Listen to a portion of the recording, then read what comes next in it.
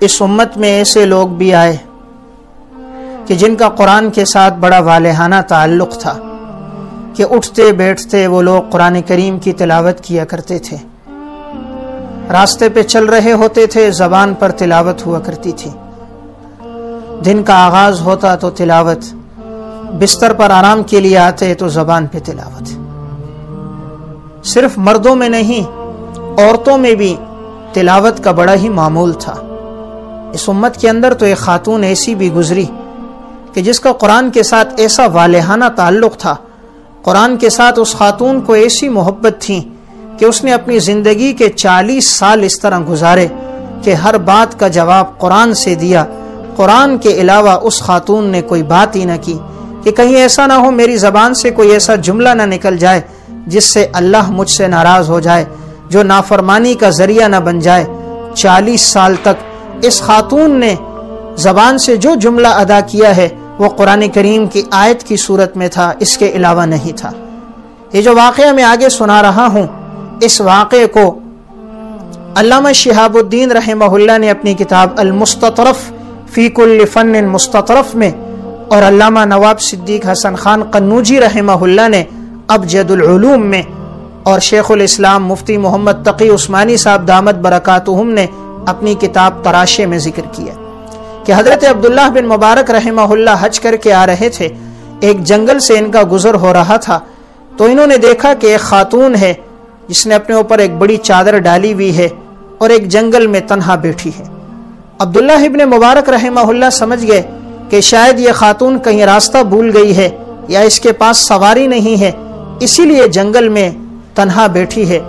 عبداللہ ابن مبارک ان کے قریب گئے اور انہیں السلام علیکم ورحمۃ اللہ کہا، تو خاتون نے وعلیکم السلام نہیں کہا بلکہ قرآن کی آیت پڑھی، سلام قولا من رب الرحیم۔ عبداللہ ابن مبارک رحمہ اللہ نے اس خاتون سے سوال کیا، اما جان آپ اس جنگل میں تنہا کیا کر رہی ہو؟ یہاں تو ارد گرد کوئی آبادی نہیں۔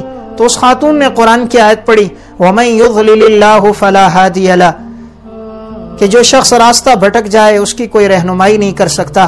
اشارہ تھا میں راستہ بھول چکی ہوں اس لیے میں جنگل میں بیٹھی ہوں۔ عبداللہ ابن مبارک رحمہ اللہ نے پھر سوال کیا، اما جان کتنے دن سے یہاں ہو؟ خاتون نے قرآن کی آیت پڑھی، ثلاث لیال سویہ، 3 دن ہو چکے ہیں میں یہاں ہوں۔ یعنی ہر بات کا جواب یہ خاتون قرآن کی آیت پڑھ کے دے رہی ہے۔ عبداللہ ابن مبارک رحمہ اللہ نے پھر سوال کیا، اما جان کہاں سے آئی ہو اور آپ نے کہاں جانا ہے؟ تو اس نے قرآن کی آیت پڑھی، سبحان الذی اسری بعبدہ لیلا من المسجد الحرام الی المسجد الاقصی، میں مسجد حرام سے حج کر کے آئی ہوں اور اب میں نے مسجد اقصی یعنی فلسطین جانا ہے۔ عبداللہ بن مبارک رحمہ اللہ نے پھر سوال کیا، اما جان آپ 3 دن سے یہاں ہو، آپ نے کچھ کھایا نہیں ہوگا، یہ میرے پاس کھانا بھی موجود ہے، پانی بھی موجود ہے، لیجئے کھائیے اور پانی پیجئے۔ خاتون نے قرآن کی آیت پڑھی، اتم الصیام الی اللیل، یعنی روزے کو رات تک پورا کرو۔ اشارہ کیا میں روزے کی حالت میں ہوں، مجھے کھانے پینے کی حاجت اور ضرورت نہیں۔ عبداللہ ابن مبارک رحمہ اللہ نے کہا، اما جان یہ تو ذی الحجہ کا مہینہ ہے، رمضان کا مہینہ بھی نہیں کہ روزہ فرض ہو، آپ کا نفلی روزہ ہے، آپ روزہ توڑ دیں، 3 دن سے آپ نے کچھ کھایا نہیں ہوگا۔ خاتون نے قرآن کی آیت پڑھی، وَمَن تَطَوَّعَ خَيْرًا فَإِنَّ اللَّهَ شَاكِرٌ عَلِيمٌ، جو انسان نفلی عمل بھی کرتا ہے اللہ بڑا قدردان جاننے والا ہے، انسان کو نفلی عمل پر بھی اللہ اجر دیتا ہے۔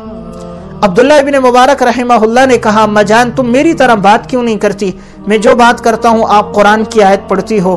تو خاتون نے پھر قرآن کی آیت پڑھی، ما یلفظ من قول الا لدیہ رقیب عتید، انسان کوئی گفتگو نہیں کرتا مگر یہ نگران فرشتے انسان کی ہر بات کو لکھ رہے ہیں۔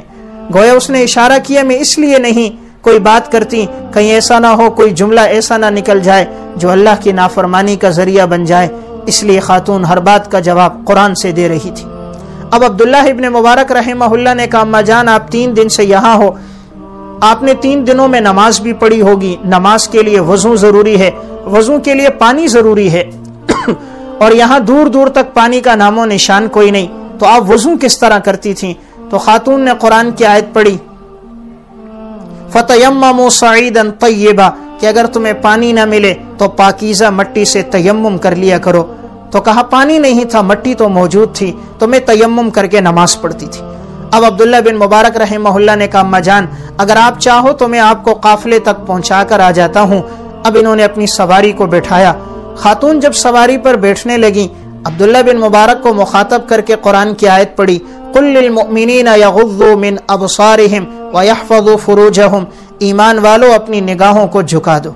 گویا کہ یہ بتلایا کہ میں جب سواری پر بیٹھوں گی ہو سکتا ہے ہوا چلے اور قمیص یا میرا کوئی کپڑا ہوا کی وجہ سے اڑ جائے، کہیں جسم پہ نگاہ نہ پڑ جائے، تو اتنی پاک دامنی عفت اور عصمت تھی۔ اب عبداللہ بن مبارک نے چہرہ دوسری طرف کر کے نگاہیں جھکا دی۔ یہ خاتون سواری پر بیٹھ گئی۔ اب سواری تیز رفتار سواری تھی، جیسے ہی عبداللہ بن مبارک نے سواری کو اٹھایا، جب سواری چلنے لگی تو اچانک یہ خاتون اوپر سے نیچے گر گئی۔ بڑھیا خاتون تھی۔ عبداللہ ابن مبارک پریشان ہو گئے کہ اما جان آپ کو تکلیف ہو گئی۔ خاتون نے قرآن کی آیت پڑھی، وَمَا أَصَابَكُم مِّن مُّصِيبَةٍ فَبِمَا كَسَبَتْ أَيْدِيكُم، انسان کو جو مصیبت پہنچتی ہے اس کے اعمال کی وجہ سے پہنچتی ہے، ہو سکتا ہے مجھ سے کوئی غلطی ہو گئی ہو، اس وجہ سے مجھے یہ مصیبت پہنچی ہوگی۔ اندازہ کیجئے 40 سال قرآن سے گفتگو کرنے والی خاتون ہے اور کیا کہہ رہی ہے، ہو سکتا ہے مجھ سے کوئی خطا ہوئی ہو، اس وجہ سے مجھے یہ تکلیف پہنچی ہے۔ اب عبداللہ بن مبارک نے پھر کہا اما جان میں سواری کے پاؤں باندھتا ہوں تاکہ آپ تسلی سے بیٹھ جاؤ۔ تو اس نے قرآن کی آیت پڑھی فَفَهَّمْنَاهَا سلیمان، یعنی اللہ نے آپ کو خوب سمجھ عطا کی ہے۔ اب انہوں نے سواری کے پاؤں باندھے اور وہ خاتون تسلی سے سواری پر بیٹھ گئی۔ اب ابن مبارک سواری کی لگام پکڑ کے جب آگے چلنے لگے، خاتون نے دعا پڑھی۔ یہ دعا بھی قرآن میں موجود ہے، سبحان الذی سخر لنا ھذا وما كنا له مقرنین وانا الى ربنا لمنقلبون۔ اب ابن مبارک سواری کو تیزی کے ساتھ لے کے جا رہے تھے اور بلند آواز سے اشعار پڑھ رہے تھے، تو اس خاتون نے قرآن کی آیت پڑھی وقصد فی مشیک، اللہ کے بندے اپنی رفتار میں اعتدال لے کر آ، تیزی سے کیوں جا رہا ہے؟ کہتے میں اشعار پڑھتا ہوا جا رہا تھا تو انہوں نے قرآن کی آیت پڑھی فَقْرَؤُوا مَا تَيَسَّرَ مِنَ الْقُرْآنِ، اللہ کے بندے پڑھنا ہے تو قرآن پڑھ، اشعار کیوں پڑھ رہا ہے؟ اب ابن مبارک رحمہ اللہ کہتے ہیں میں اعتدال کے ساتھ سواری کی لگام پکڑے جا رہا تھا، قرآن کی تلاوت بھی کر رہا تھا۔ چلتے چلتے ہمیں سامنے قافلہ نظر آ گیا۔ اب میں نے خاتون سے پوچھا یہ قافلہ سامنے جو جا رہا ہے، آپ بتائیے آپ کے ساتھ کون لوگ تھے جس سے آپ بچھڑ گئی ہو؟ آپ کے ساتھ آپ کے بیٹے تھے، خاون تھا، آپ کا والد تھا یا بھائی تھا؟ خاتون نے قرآن کی آیت پڑھی المال والبنون زینت الحیات الدنیا، مال اور اولاد دنیا کی زینت ہے۔ اشارہ کیا کہ میرے ساتھ میرے بیٹے موجود تھے۔ عبداللہ ابن مبارک رحمہ اللہ نے کہا اما جان یہ قافلہ تو بہت بڑا لگتا ہے، اب معلوم نہیں آپ کا بیٹا کون ہے، تو میں کیسے ان کو پہچانوں گا؟ خاتون نے قرآن کریم کی آیات کے یہ 3 ٹکڑے پڑھے، وَاتَّخَذَ اللَّهُ إِبْرَاهِيمَ خَلِيلًا وَكَلَّمَ اللَّهُ مُوسَىٰ تَكْلِيمًا وَاذْكُرْ فِي الْكِتَابِ اسماعیل، اشارہ کر دیا میرے ایک بیٹے کا نام اسماعیل، ایک کا نام ابراہیم اور ایک کا نام موسیٰ ہے۔ اب ابن مبارک رحمہ اللہ نے پھر سوال کیا اما جان ہو سکتا ہے ابراہیم نام کے 2 آدمی ہو، اسماعیل نام کے 2 آدمی ہو، کیسے پتہ چلے گا آپ کا بیٹا کون ہے؟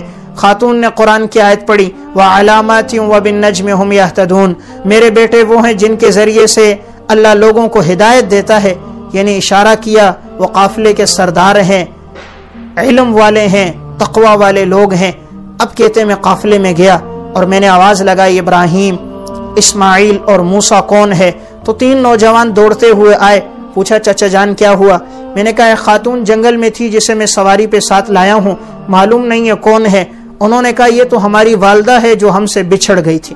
اب وہ تینوں دوڑتے ہوئے جو اپنی ماں کے پاس پہنچے، اپنی ماں سے ملے، والدہ کی ہاتھوں اور پیشانی کو بوسہ دیا، تو ماں نے فوراً تینوں بیٹوں کو مخاطب کرتے ہوئے کہا، قرآن کی یہ آیت پڑھی فَبْعَثُوا أَحَدَكُمْ بِوَرِقِكُمْ هَٰذِهِ إِلَى الْمَدِينَةِ فَلْيَنظُرْ أَيُّهَا أَزْكَىٰ طَعَامًا، پیارے بیٹوں بھاگتے ہوئے جاؤ بازار اور مہمان کے لیے عمدہ قسم کا کھانا لے کر آؤ۔ اب بیٹا کھانا لے کر آیا، جیسے ہی ابن مبارک کے سامنے رکھا گیا، ابن مبارک کھانا نہیں کھا رہے۔ خاتون نے پھر قرآن کی آیت پڑھی کُلُوا وَاشْرَبُوا هَنِيئًا بِمَا أَسْلَفْتُمْ فِي الْأَيَّامِ الْخَالِيَةِ، کھاؤ پیو یہ بدلہ ہے اس کا جو گزرے ہوئے زمانے میں تم نے ہمارے ساتھ نیک تعاون کیا، برتاؤ کیا، یہ اس کا بدلہ ہے، لے لو۔ ابن مبارک رحمہ اللہ نے کہا میں اس وقت تک نہیں کھاؤں گا جب تک مجھے یہ نہ پتہ چلے کہ اتنا سفر ہمارا گزرا، اس سفر کے دوران میں جو بات بھی کرتا ہوں یہ خاتون ہر بات کا جواب قرآن کی آیت کی روشنی میں دیتی ہے، آخر یہ ہماری طرح گفتگو کیوں نہیں کرتی؟ جب تک مجھے اس کا راز پتہ نہیں چلے گا میں کھانا نہیں کھاؤں گا۔ تو بڑے بیٹے ابراہیم نے جواب دیا، کہا منذ 40 سنة لم تتکلم الا بالقرآن، کہا 40 سال ہو چکے ہیں ہماری ماں نے قرآن کے علاوہ کوئی بات نہیں کہی، یعنی زندگی کے 40 سال اس طرح گزارے، ہر بات کا جواب دیا تو قرآن سے جواب دیا۔ ابن مبارک رحمہ اللہ نے کہا ذالک فضل اللہ یؤتیہ من یشاء، یہ اللہ کا فضل ہے، اللہ جس کو چاہتا ہے دے دیتا ہے۔ تو دیکھیے یہ خاتون ہے لیکن 40 سال زندگی کے ایسے گزارے کہ اس کی زبان پر صرف اور صرف اللہ کا کلام تھا۔ تو ہمیں بھی قرآن سے والہانہ محبت ہونی چاہیے۔ قرآن صرف رمضان کے لیے نہیں کہ رمضان آیا تو مسلمان قرآن پڑھے، قرآن اللہ کی طرف سے ہدایت کی کتاب ہے، ہمہ وقت انسان اس کی تلاوت کرے، اپنے دن کا آغاز تلاوت سے کرے، رات کو سونے لگے تو سورہ ملک پڑھتا ہوا سوئے، اپنے بچوں کو تلاوت کے اہتمام کا کہے۔ جب گھر کے اندر تلاوت ہوگی اللہ رزق میں بھی برکت دے گا، گھر کے ماحول میں بھی برکت ہوگی اور زندگی میں بھی برکت ہوگی۔